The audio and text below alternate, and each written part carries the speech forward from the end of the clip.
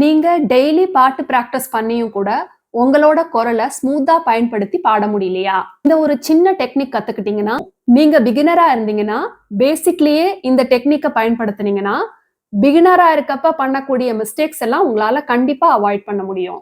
இந்த டெக்னிக்க நீங்க தொடர்ந்து பயன்படுத்துனீங்கன்னா, உங்களோட வாய்ஸ் ரொம்பவே டைட்டா இல்லாம, அது ஸ்மூத்தா மாறி, வாய்ஸ்ல ஒரு விதமான டென்ஷன் இல்லாம பாட முடியும். அதாவது, இப்ப நம்ம பாடும்போது ஸ்ருதி கேட்டு நம்ம ஒரு டோன்ல ஆரம்பிப்போம். இப்ப அந்த டோன அப்படியே ஹோல்ட் பண்ணிக்கிட்டு, நீங்க அந்த டோன்லயே அந்தளோட அ டியூன வந்து கிராஃப் பண்ண பழகிக்கணும். இப்ப புல்லாங்குழல் ஊதுற மாதிரி நீங்க அதுல உங்களோட அ ஏரோட ஃபோர்ஸ வந்து நீங்க குடுத்து அதுல கிராஃப் பண்றீங்க. அப்படி நீங்க புரிஞ்சுக்கணும். சா அது அதோட டோனு. இப்ப இந்த டோன்ல இருந்து அப்படியே மத்த எல்லா ஸ்வரங்களையும் நாம கிராஃப் பண்ணணும்.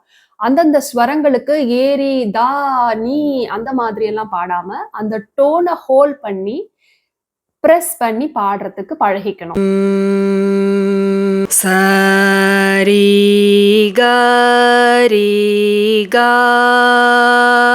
கா மா பா மா பா தா பா தா. இப்ப இந்த வாய்ஸ் த்ரோவ நீங்க குறைக்க மாட்டீங்க. அத பிரஸ் பண்ணி நீங்க சரிகமா பாட பழகிப்பீங்க. இந்த டெக்னிக் பத்தி ஏற்கனவே நான் நெறைய வீடியோஸ்ல சொல்லியிருக்கேன். அதாவது வாய்ஸ் த்ரோ மெத்தட தான் நம்ம பயன்படுத்துறோம். அதே மாதிரி நீங்க சரளி வரிசை, ஜண்ட வரிசை, அப்பர் ஸ்தாயி எல்லாமே இதுல பாடலாம். இப்ப நான் அப்பர் ஸ்தாயி எடுத்து பாடுறேன்.